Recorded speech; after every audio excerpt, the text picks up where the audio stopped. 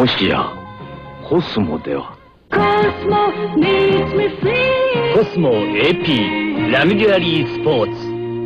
Promotional consideration by DIY Auto Tune. Tune it yourself, tune it for less, tune it right. DIYAutotune.com.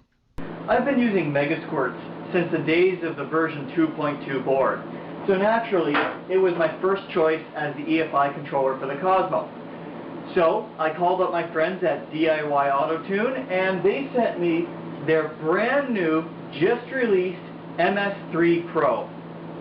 The MS3 Pro is DIY Auto Tune's brand new variant on the well-proven MegaSquirt 3. What they've basically done is taken the MS3 processor and designed an entirely new and improved board around it. So think of the MS3 Pro as a fully assembled, ready to go, fully optioned out MS3. So it supports all of the standard stuff that MS3 would normally support. 12 cylinder sequential injection, spark, almost every ignition trigger method you can think of, boost control, nitrous control, closed loop operation, air fuel tables, multiple load tables for fuel and ignition, just so many features that I can't even go through them all. But what the MS3 brings to the table is a fully assembled part with wonderful weather pack style connectors and this is a great deal for rotary guys, improved ignition trigger conditioners. No more noise coming off your crank sensor. In addition to the MS3 Pro controller itself, DIY Auto Tune also supplied me with the two required MS3 Pro harnesses, and unlike the old DB37, these are Amp seal. weather pack locking connectors. Additionally, I also received two of their electronic boost controller kits. One I will use as a boost controller, and one will control the auxiliary ports since this is a 6-port engine. And finally, two billet fuel injector holders, which I will use when I fabricate up my unique combination of intake manifolds. I start every MegaSquirt installation by first mounting the ECU, fuse panel, and other related electrical bits, because of course that's where I have to run all harnesses to. It turns out that the bracket for the stock Cosmo ECU, which incidentally is nothing more than a bunch of simple circuits and relays for the old emission solenoids, is a perfect size for the new MS3 Pro and the related hardware. So all I have to do really is chop off these studs I don't need anymore and drill the holes to mount this stuff. Now obviously there's the MS3 Pro ECU itself and the fuse panel, which will be dedicated to everything engine related and nothing more. Then one terminal strip, which will be ignition 12 volts from the key, and then this terminal strip will be switched power off the ECU relay for low power engine related devices such as solenoids, wideband, etc.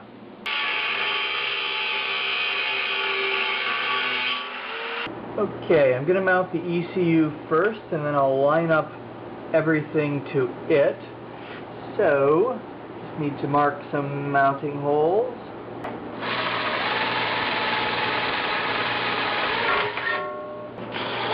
Really sucks that this shape is too irregular to use on the drill press.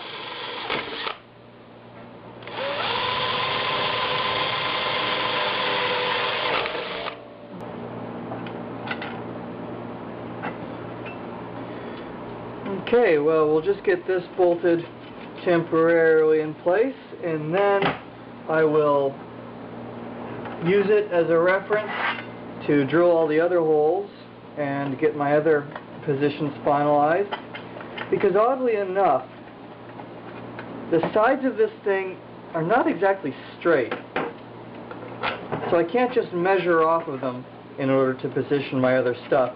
It'll visually look wrong.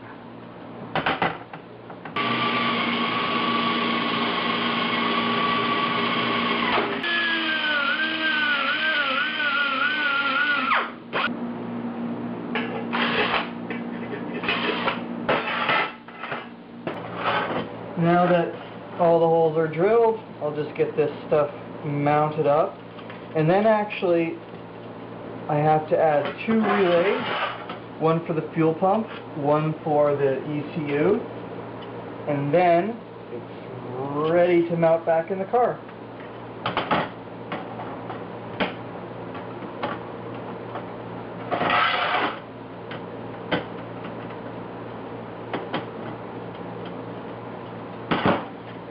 Not bad. The last thing I need to mount on this ECU panel are these beautiful Hella WeatherPack 40 amp relays. So I've decided to put them on the back using two existing studs. And then what I will do is drill a hole beside each relay, one here and one here, and send the wires through in this little channel that ends up underneath the ECU right to the fuse panel and to the terminal strips. That should keep everything neat and tidy.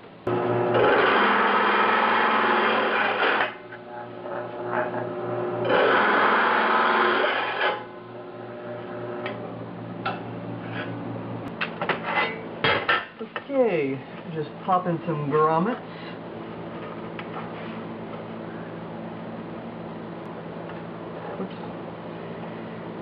Come on, get in there. We are. Okay.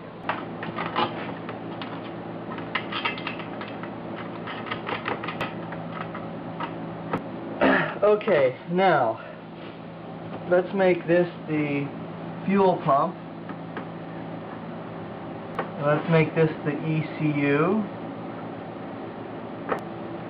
So I need to send all the wires through on the ECU relay.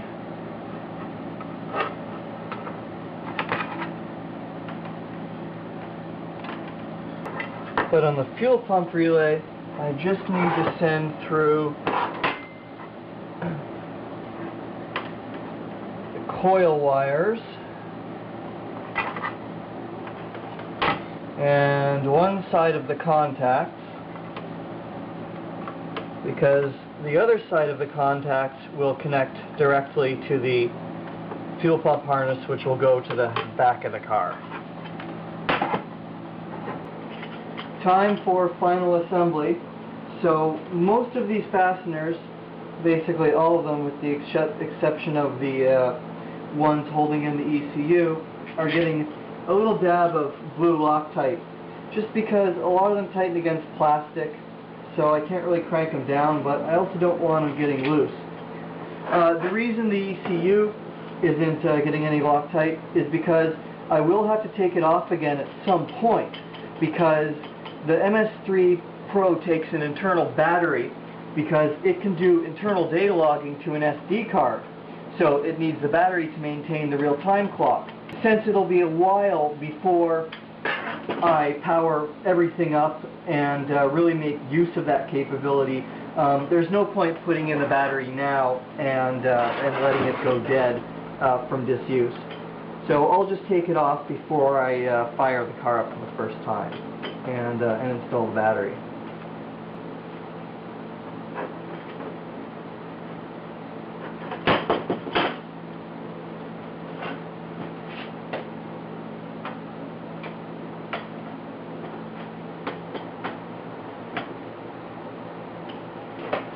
Okay, now time to wire. Since I want this entire terminal block connected to ignition 12 volts and this entire terminal block connected to ECU powered 12 volts, I'm going to be installing these little jumper spades across one side to connect all the terminals together. So first I give them a little bit of dielectric grease, because of course any electrical connection you ever do automotively should have dielectric grease on it. And then just place them where they need to go. Now simply screw them in place.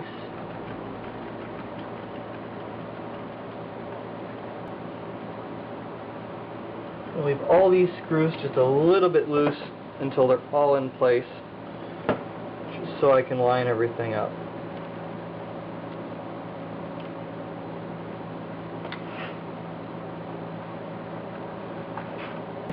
Okay, well, now I have to start the electrical connections.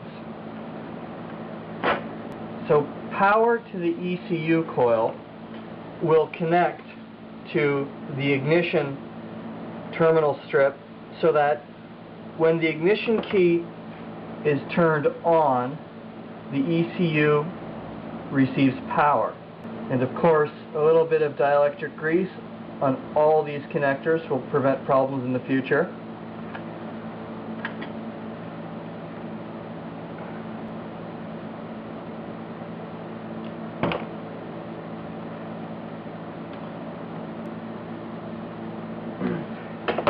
Okay, well, I have a bunch more of those connectors to do, and I suspect that watching me do so is very boring.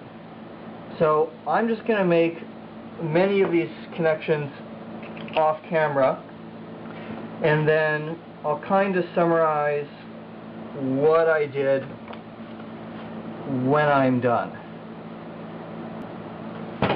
But this, by the way, is ground for the ECU relay coil, which connects to my ground block. This is the ECU relay terminal 30, which is the common contact, which gets connected to the fuse panel for a source of fused power for the ECU and all stuff that connects to it. The next connection to the fuse panel is pin 30, the common contact on the fuel pump relay.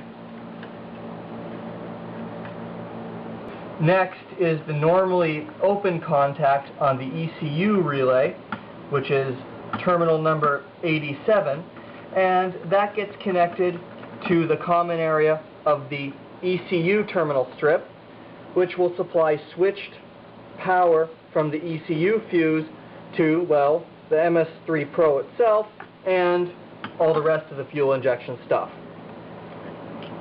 And the very last connection to be made is one side of the fuel pump relay coil to switched 12 volts. Now it's very important to connect it to switched 12 volts. In this case I'm using the ECU switched 12 volts, because if you connect it to constant 12 volts, it will actually backfeed the MegaSquirt, and it might keep it turned on, because the MegaSquirt switches the fuel pump relay on and off by grounding the fuel pump relay coil.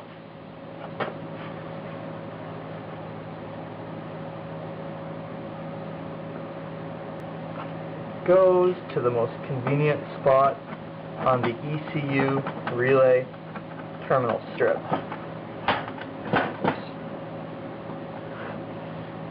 And done!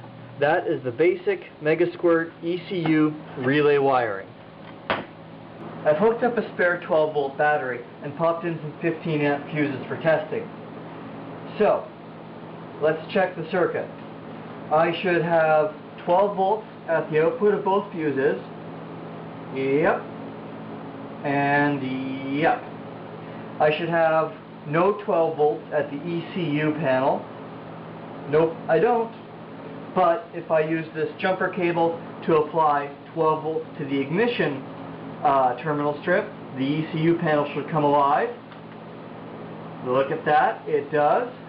And finally, if I connect my meter to the output of the fuel pump relay, I should have nothing. But if I power up the ignition 12 volts and touch the fuel pump relay coil to ground, which is what the ECU would do to start the fuel pump, I should have 12 volts, and I do. I put the dash back in place temporarily so that I know where I can run my MS3-Pro wiring harnesses. So now what I'll do is just reinstall the ECU panel so that I have somewhere to actually run those wires to.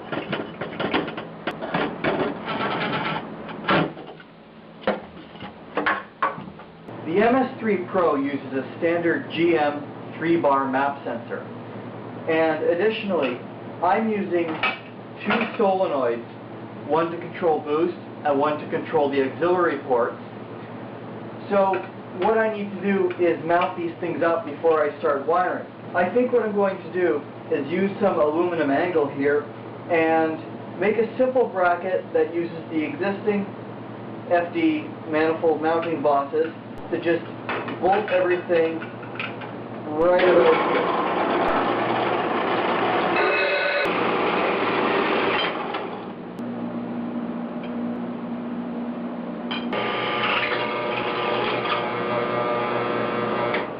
So it turns out this bung is actually a little bit lower than this one. So in order to take up the slack, I made a spacer out of 1/8" aluminum, which I'll just weld onto the bracket.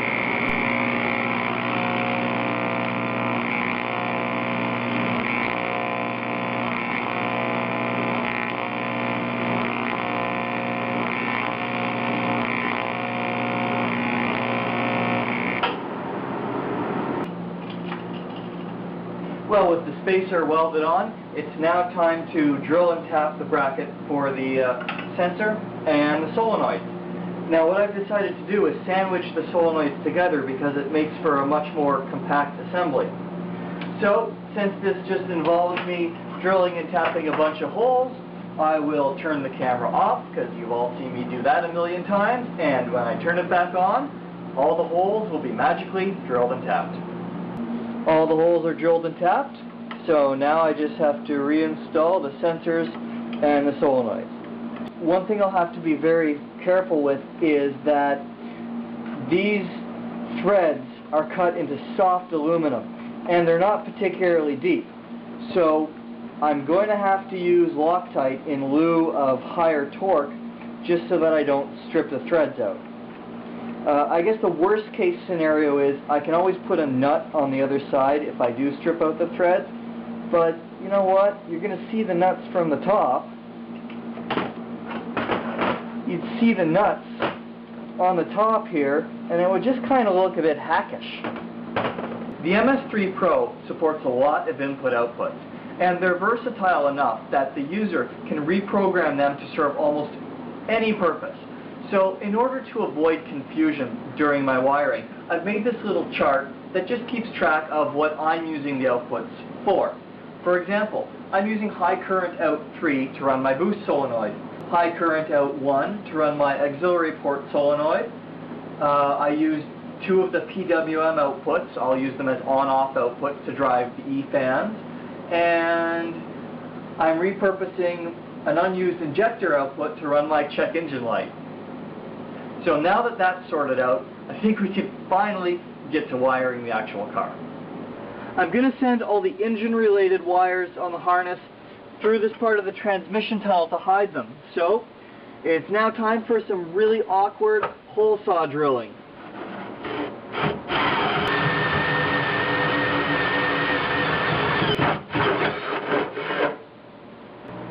Now before I start laying these harnesses into the car, I'm going to remove most of this loom.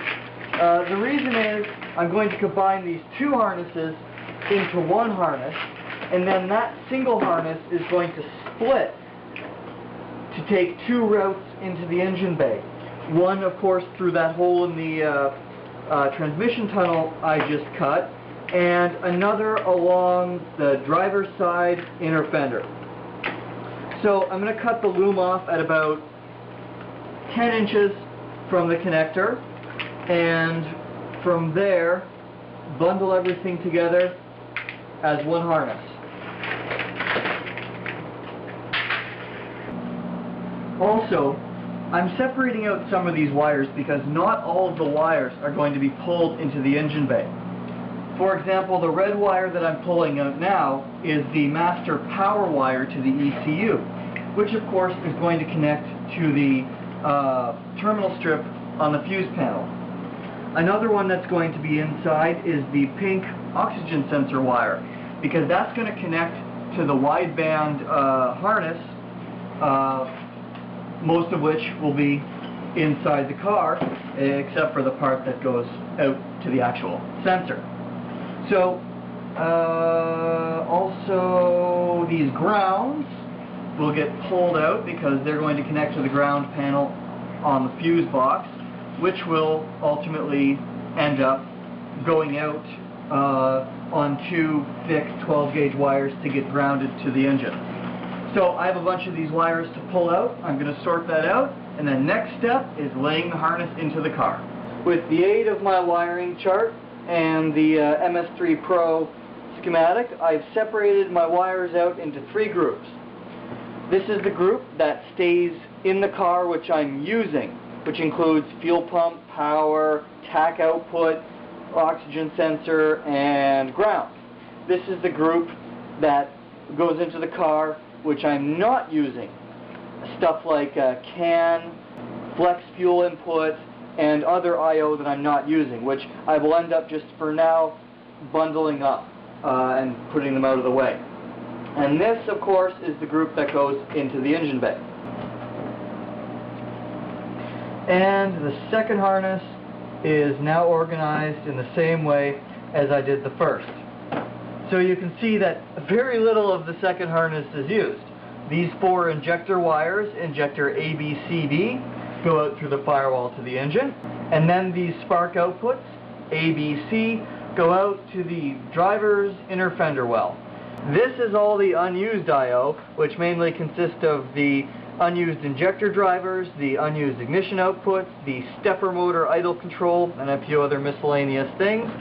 Then this is the bundle of grounds that will go to the fuse panel, as well as the nitrosin, which I will eventually connect to the AC request signal, and an extra injector output, which I'm going to repurpose for the check engine light. Well, of course, now that the harness is organized, it's just a matter of running them out where they need to go. So first we'll do the mirror wall hole.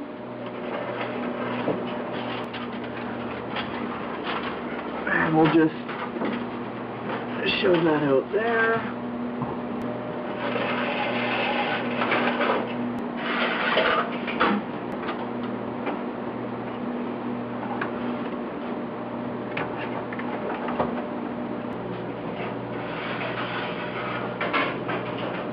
Now the way that I tried to lay this harness out is that the big bundles of wires are leaving the firewall at the engine, so they're going to mostly remain hidden. And aside from a few wires that I'll have to add, this is the only engine EFI related wiring that has to travel down the side of the car. Now I'm pulling the additional wires for the driver's side half of the harness. I've pulled 4 red wires. 2 12-gauge wires, one to power each electric fan. I'm probably going to run 2-stage fans. 1 12-gauge wire which will power the ignition coils, and then another thinner red 16-gauge wire which will power the E-fan relay coils. When you're doing this, it's important to leave enough slack in the wire so that you have room to move it around and run it in its final configuration without pulling it tight around corners and bends. Now I haven't put any grommets in place for any of these holes just because it's a hell of a lot easier to run wires without having to squish them through grommets. But of course, when I do wrap this harness up and do the final installation, of course, I'll have grommets.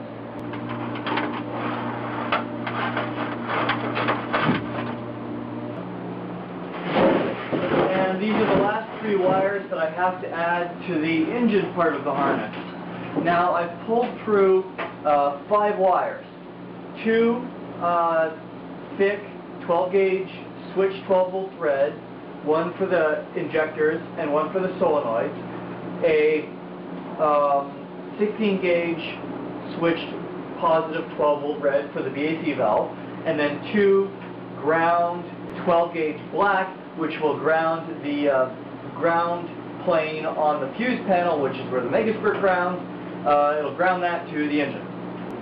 I like to start wiring my MegaSquirts by starting with the fuel injectors.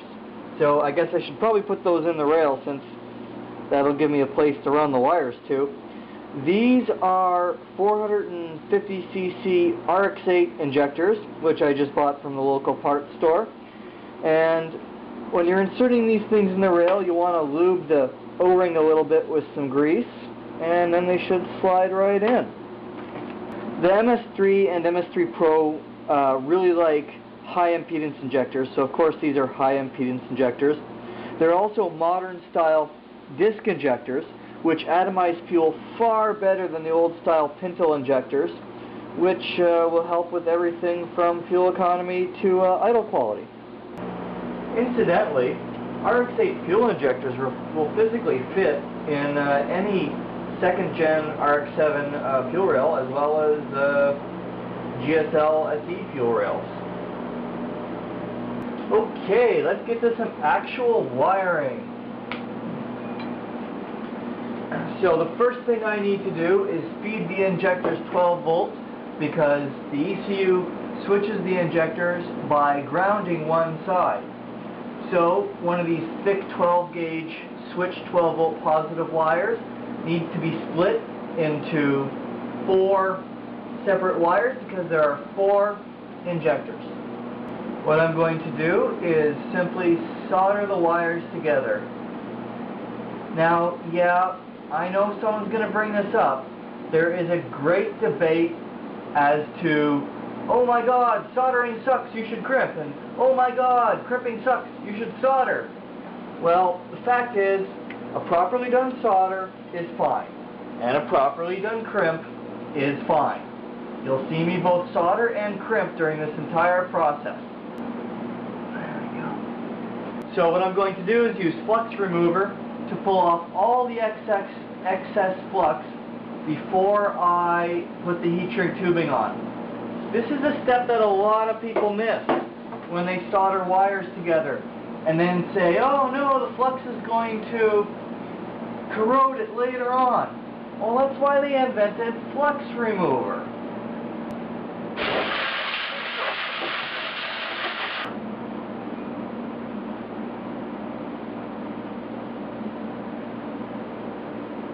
And the connection now gets insulated with some double-walled, adhesive-lined heat shrink tubing. Adhesive-lined heat shrink tubing is the only stuff you should ever use. The non-adhesive lined is just for decoration. It has no sealing properties whatsoever. Yeah, I know I should use a heat gun for this, but I've been doing this for a long time, and I know how not to burn it. Injectors are pretty easy to wire. They take 12 volts on one side, and then the ECU switches them by grounding them. Now, of course, the MS3-Pro and MS3 is sequential. So instead of just 2 banks of wires like you had on the old MegaSquirt, there's 1 wire per injector. So the rotary uses 4, and I'm only going to say this once. Front rotor primary is injector output A. Front rotor secondary is injector output C. And that leaves rear rotor primary as injector output B, and rear rotor secondary as injector output D.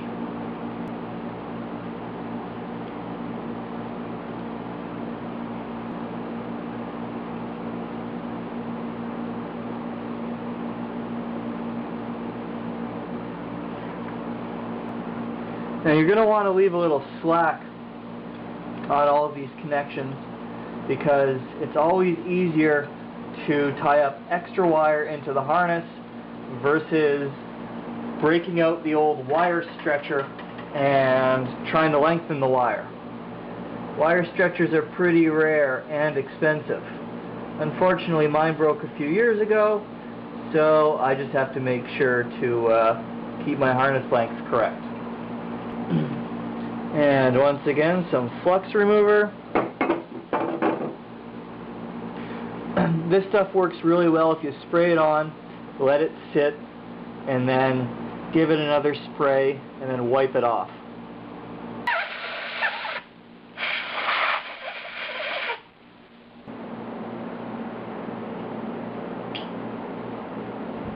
Okay, well that's one injector done, and I have 3 more to do, thankfully off camera, because there's nothing more interesting than watching me solder.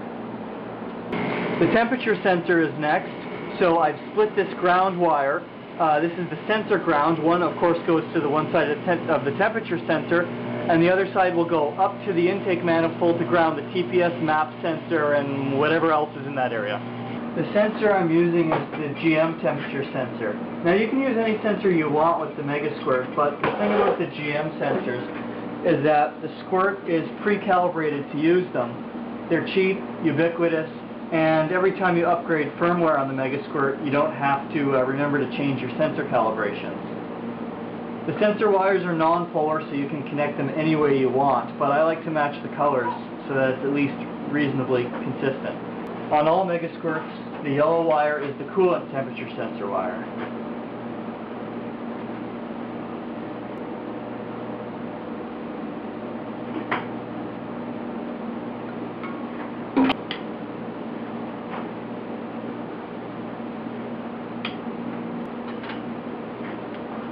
Now that the injectors and everything in that area is wired, I'm going to move to all the stuff on the upper intake manifold. So before I do that, I have the intake manifold on the bench, and I'm going to be adding some connectors for the solenoid. These are standard GM style weather pack connectors. I really like them because they're available almost everywhere, they seal really well, and they're easy to assemble. So basically, to assemble these, you strip a little bit off the wire, and because this wire is just a bit thin, I'm folding it over to double it up, which gives more contact area. Then place your terminal on the wire, and I like to move the little seal up to the joint. Make sure to put that on before you strip the wire, otherwise it's a real whore. Now this is not the proper crimper for this, but it does have the right dies, and it actually works reasonably well with a little bit of finesse. Line it up and make your crimp, squeeze, and then do the same to the other set of tangs. Squeeze, pull it to make sure it's good to go, and then if you don't have the proper weather pack crimper, it takes just a little bit of effort to crimp down the seal.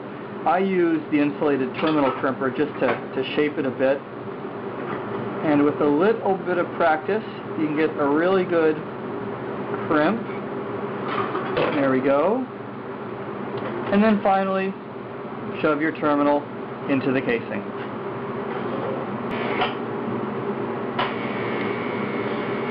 Once both terminals are inserted into the connector body, check them to make sure they're solid, and then just fold down the retaining flap. Done and done. And you'll notice that I put the opposite gender connectors on each solenoid.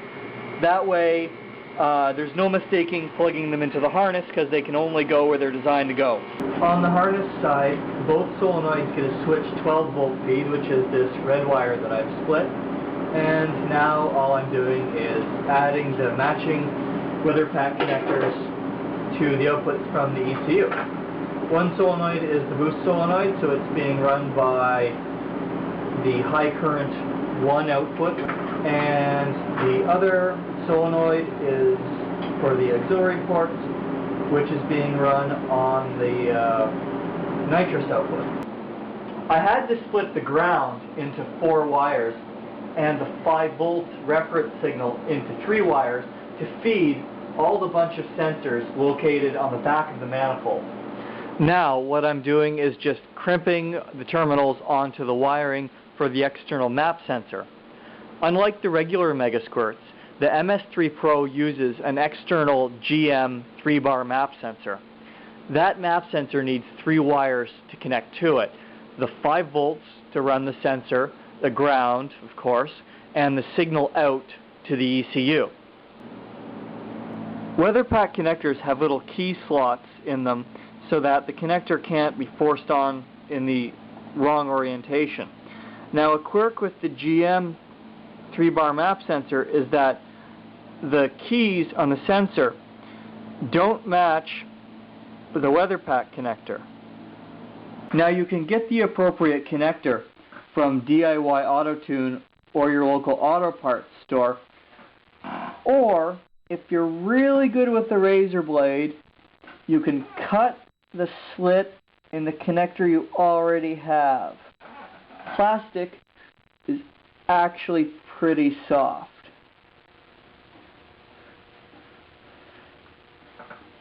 Just be aware that when you do this, you will cut yourself at least once.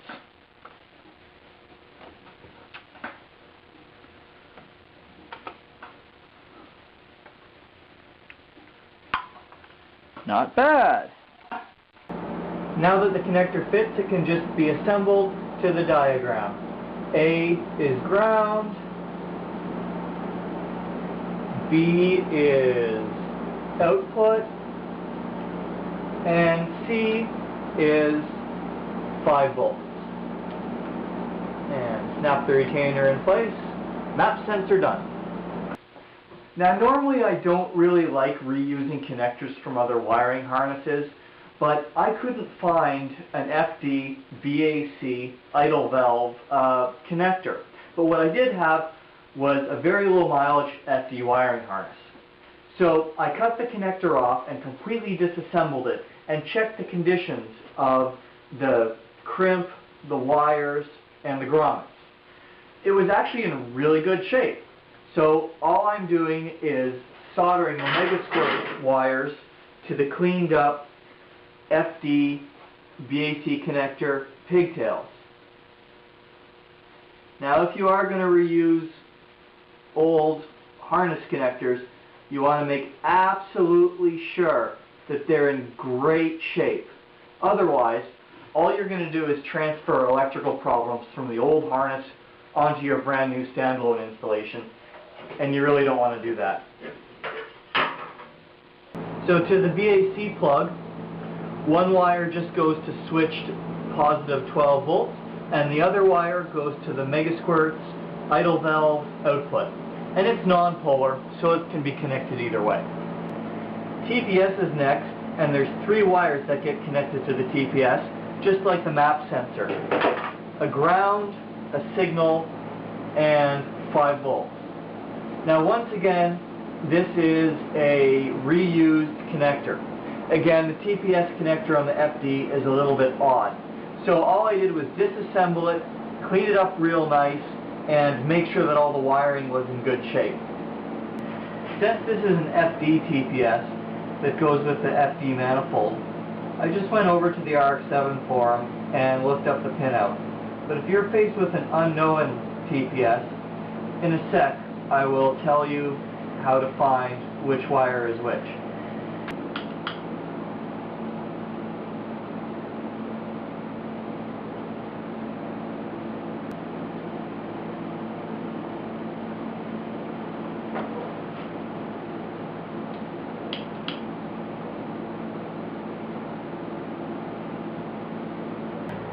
What I've been doing while I've been building this harness is just tying the various extensions of it every few inches with a bit of tape. It just keeps things from becoming a huge tangled mess and keeps everything nicely separated.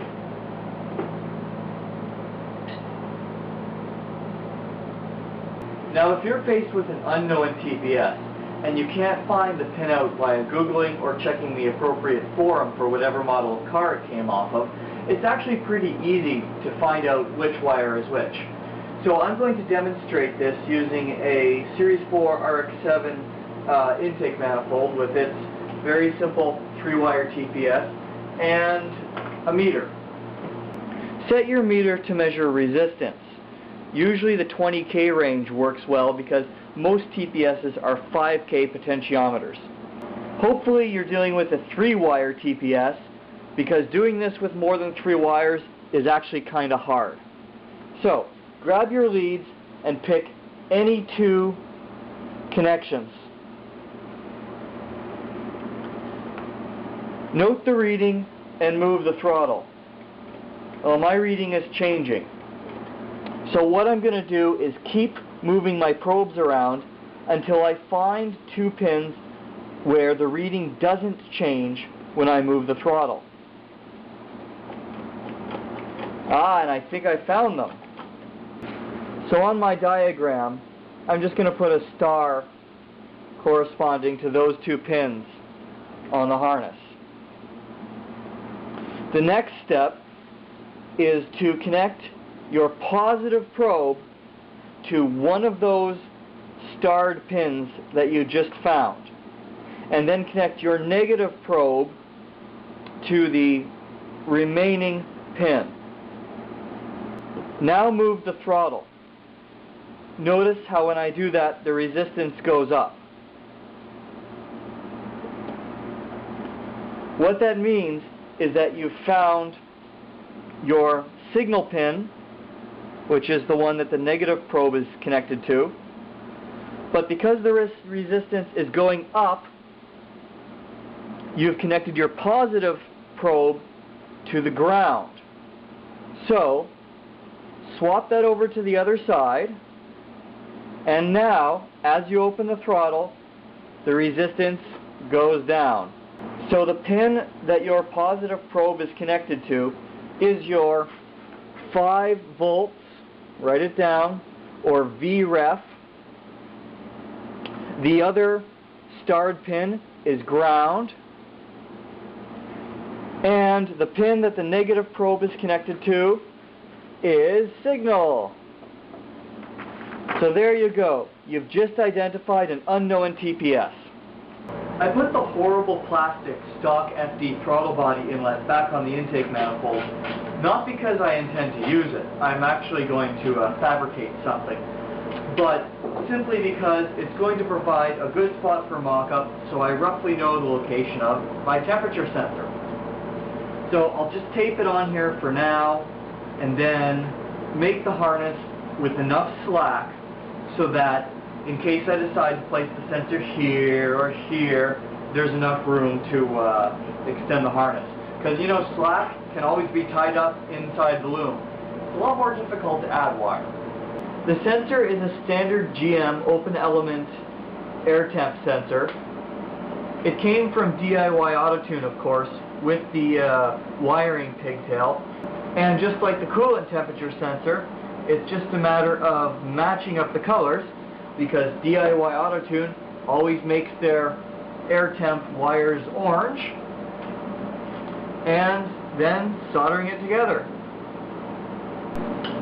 Of course, you don't want to forget the flux remover. Before pulling the manifold off to do the remaining bit of engine wiring, I wired in one more connector. This connector connects to the MS3-Pro's analog 1 input, which I believe on the regular MS3 is EGO2. I'm using this input for a 100 psi fuel pressure sensor, which will get attached to my fuel pressure regulator, mounted somewhere in this area, so that I don't need to run an extra fuel pressure gauge on the car. With the amount of spare analog inputs that the MS3-Pro and MS3 offers, you can use really any type of generic sensor to log or act upon any number of inputs.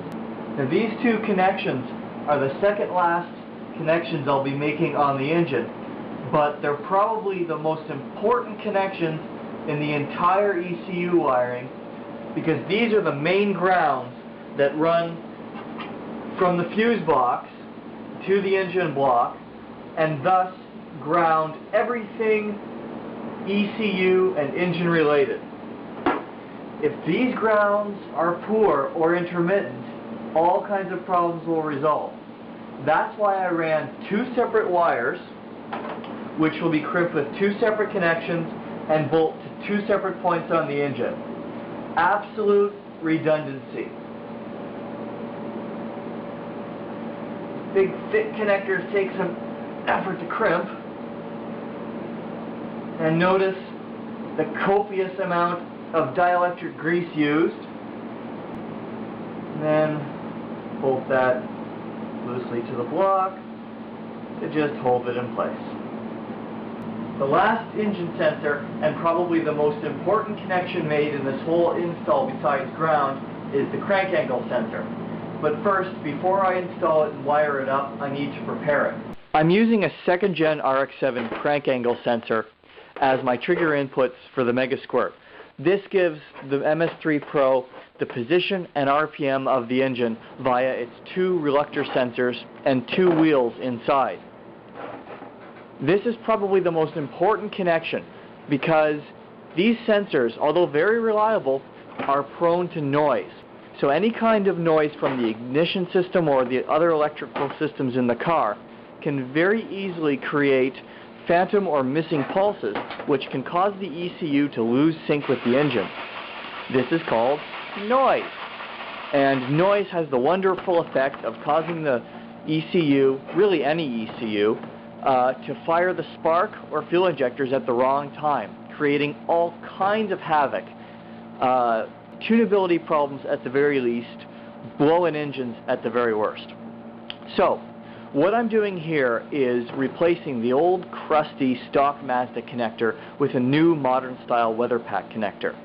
2 reasons mainly. 1, the weather pack connectors are brand new with non-corroded pins, and 2, well, you know what, I just don't happen to have the other side of the connector in good enough shape to use. So obviously this does make it a bit of a problem to replace the sensor if, say, I was stranded in the middle of nowhere because the connector would never match with a stock replacement. Of course, there's also the problem of actually finding a crank sensor for a 25-year-old RX-7 in the middle of nowhere, so it's kind of a moot point.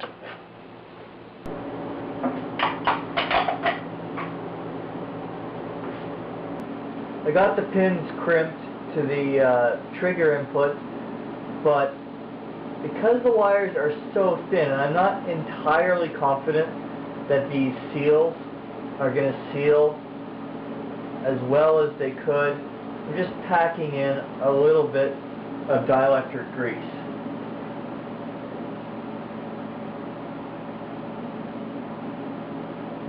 Now here's the part to get really, really right. These sensors have to be connected the right way around. If they're backwards, the car will still run, but timing will be way off. So I'm putting the connector body on so I can match the colors. The color of the wires on the MegaSquirt side and which pins on the MegaSquirt get connected to where on the crank sensor vary based on the version of the MegaSquirt. So if you're going to do this, make a chart and write it down so you don't mess these up. Crank positive is red, crank negative is black. And notice how I arranged these plugs so that they're right on top of one another. Very easy to not screw up.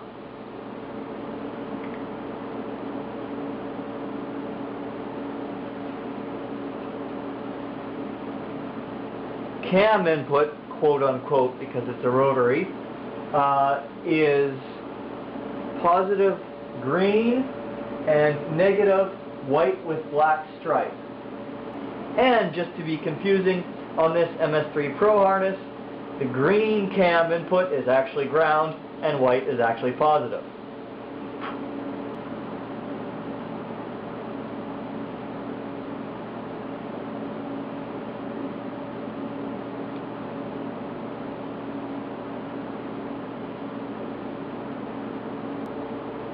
And now just close it up.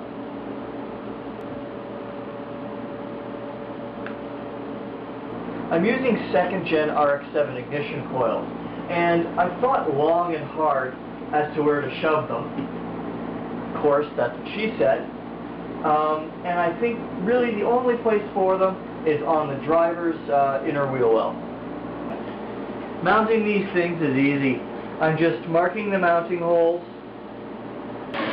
drilling the holes, bolting them in,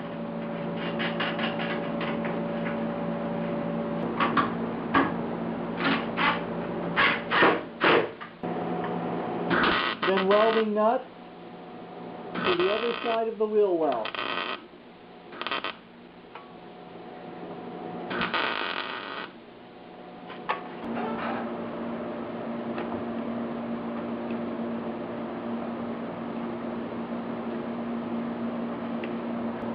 just like I did with the crank angle sensor, I'm swapping the old crusty original plugs on the coils with modern weather pack connectors.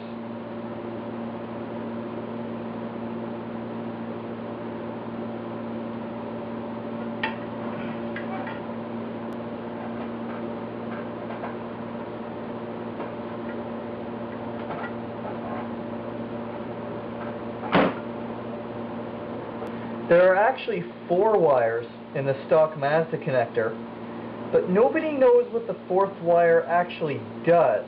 It's only vaguely referenced in the Haynes or factory service manual, so it's not even used for this installation.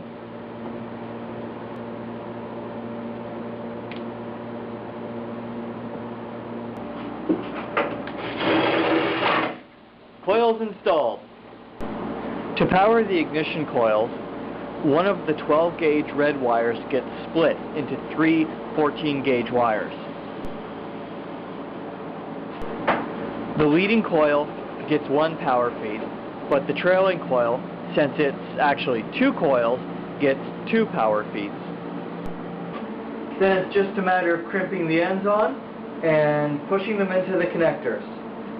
This is the leading coil I'm hooking up, so spark A from the MegaSquirt goes to the red wire on the coil side, and positive 12 volt switched goes to the tan wire on the coil side.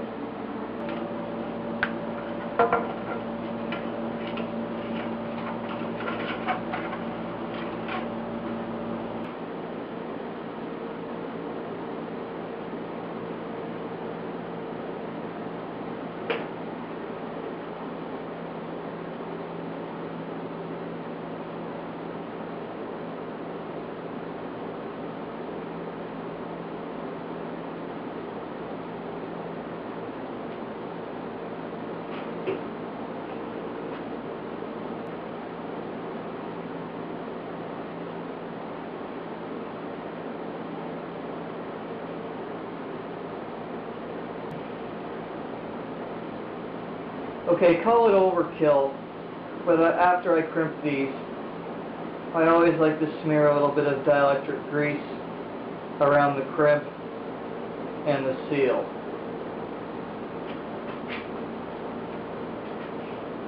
And pop it into the connector body.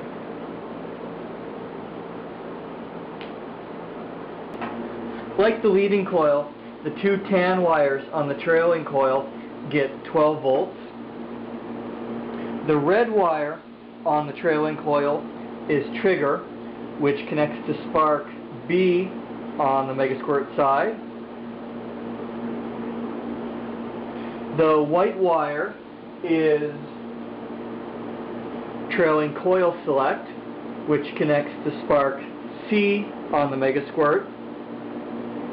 And then the remaining yellow wire on the trailing coil is actually tack output, which I'm just sending into the cabin with another yellow wire.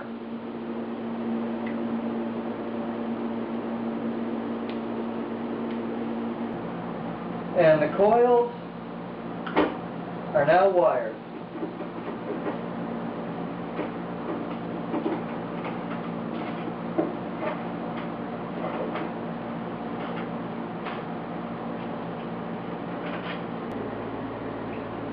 Final set of hookups in the engine bay are the 2 electric fan relays.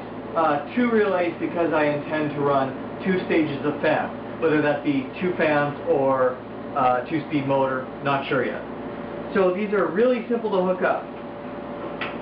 One side of the coil goes to switch 12 volts.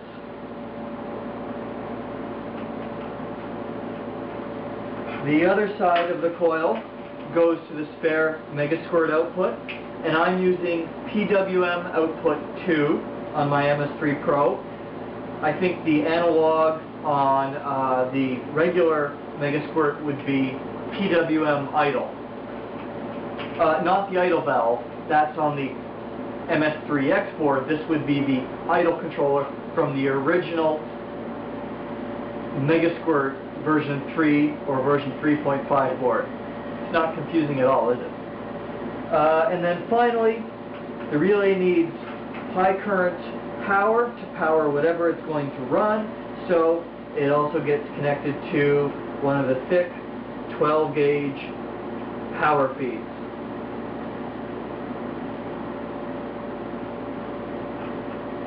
The other side of the relay, of course, goes to the fan being switched, which isn't here yet, so it won't be connected yet.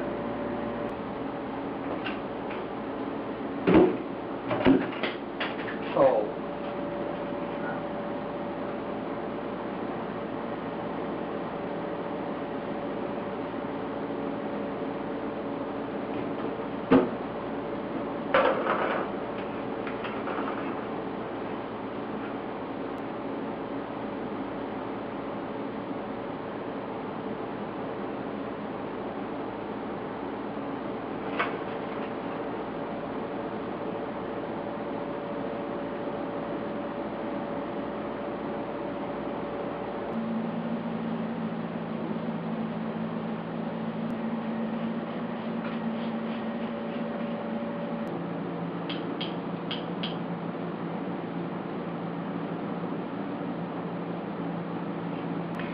Both relays are now mounted and wired, and I made this wicked amazeballs cool relay bracket using some aluminum square tubing bolted to two existing holes with a nutsert installed to mount each relay.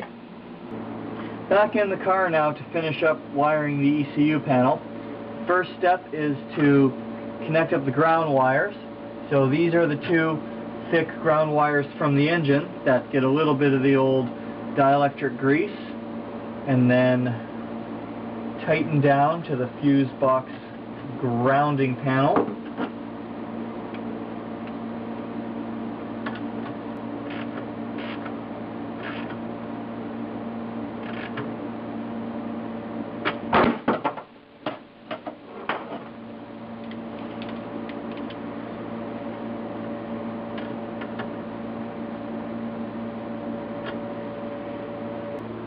Next, all the ground wires from the MegaSquirt harness that I pulled back into the car need to get connected to the ground plane using quick connects.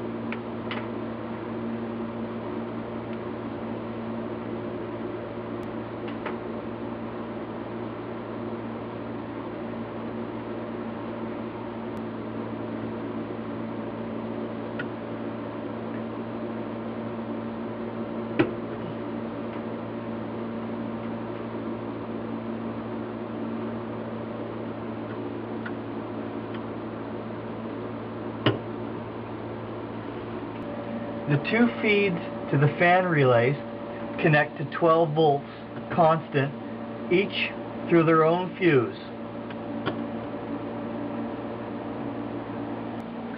Now all the power wires that go out to things like the injectors, the coils, the solenoids, the VAC valve, yada yada yada, they all need power. So that's this bundle here, and it's getting connected to the ECU terminal strip. Of course, I'd like to point out that working in this position with connectors covered in dielectric grease and hitting my head on this thing constantly is about as awkward as finding your mom's well worn out vibrator in the garbage.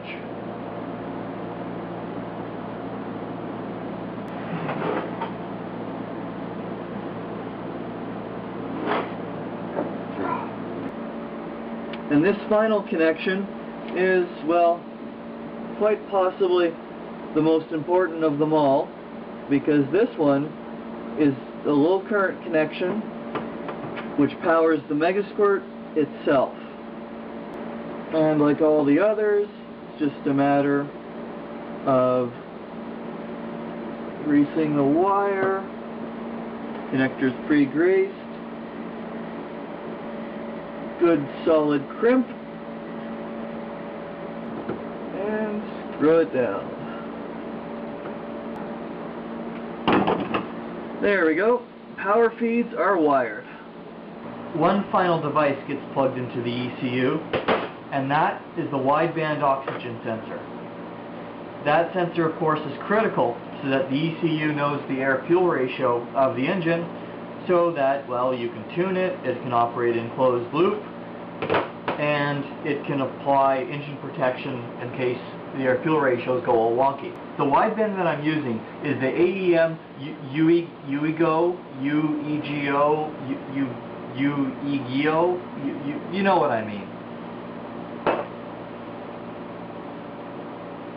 So to connect it to the ECU harness, I'm just using the good old-fashioned 3-position weather pack connector.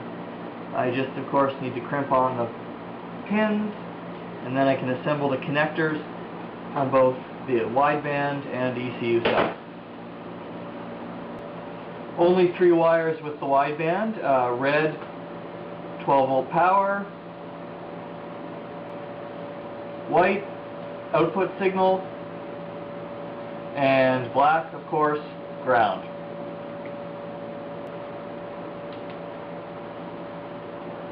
Okay, that's one side. I assembled as much of the harness side as I could at the bench, instead of having to do it underneath the dash. For as long as I can remember, the MegaSquirt oxygen sensor input has always been pink.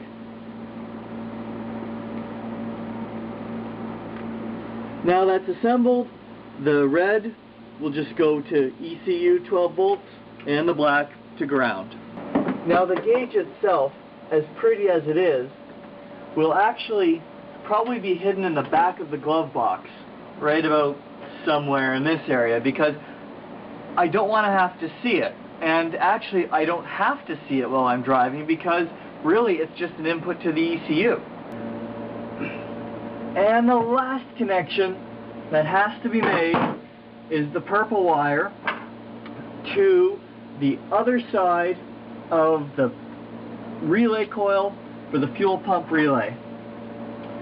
So, just put these in the connector body and bring that wire back, and then connect these back here where there's no hope of me ever getting the camera. As the last connection with the fuel pump relay, for now, the wiring is complete. There is, however, one left over, and that's this bundle of wire that represents a lot of the extra inputs and outputs from the MegaSquirt that I'm not using.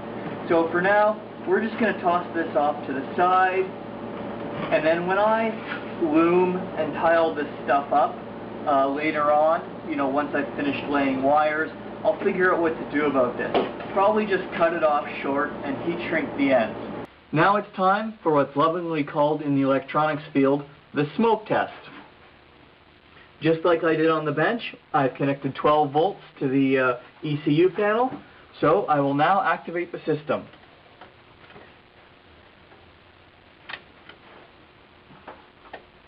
Click from the main relay, click from the fuel pump relay turning on, and then a few seconds later the fuel pump relay turns off because there's no RPM input. Well, it's all powered up and nothing important is on fire. That's usually a good sign. I opened up Tuner Studio and set up all the basic engine parameters and input-output parameters. So now all I have to do is check to make sure all that input-output is working correctly. The first two sensors to check are the coolant temp and the manifold air temp. They should both basically agree and be within a few degrees temperature of the room. And if I open and close the throttle position sensor should respond.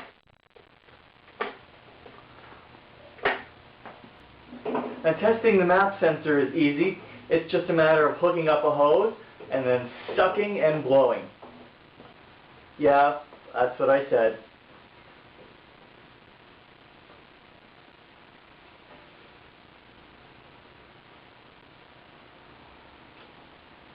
Looks like I can actually apply a considerable amount of suction with my mouth. Ladies, take note. And then to test the positive reading, as I just don't have the lung capacity to blow more than about 95 kilopascals, a little bit of compressed air. Boost!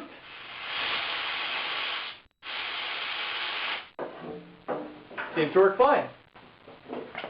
Now, as I've said before, the most important sensor is your crank angle sensor, which is easy to check just by spinning it. The MegaSquirt should register RPM as soon as I start spinning it, and you should also see some light from the spark plugs and hear the injectors click. Yep, looks like everything is working there.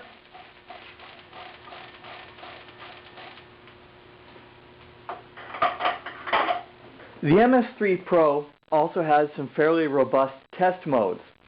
So by going into the I/O test, I can enable and disable outputs manually.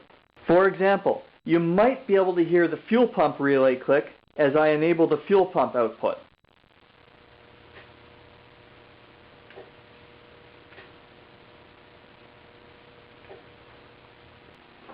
I can also turn the fan relays on and off.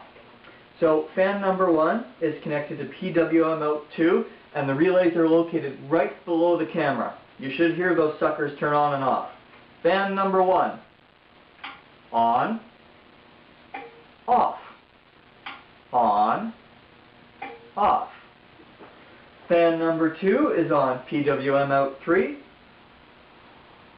on, off. Turn it on, turn it off. And next, the 2 solenoids. I'm not sure if you can hear them because they're not particularly loud, but we'll give it a go. So, boost solenoid, high current out 3, on, off,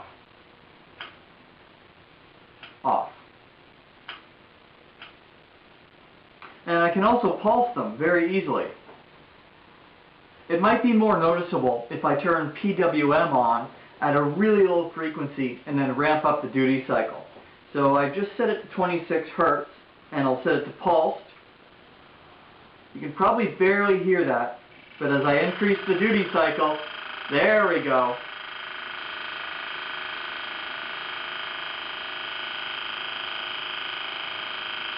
Turn that off. And the last solenoid is the auxiliary port solenoid on high current out 1, and it's just going to be on-off. So, on, off, on, off. Looks like all my configurable outputs are working properly.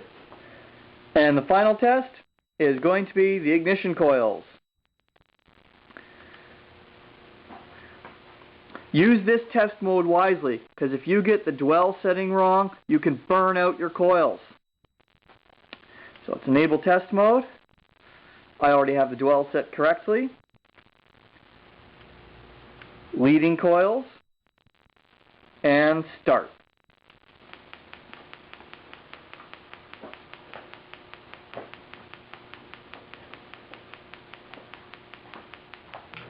Well, I guess we should also test the injectors. So, injectors injecting.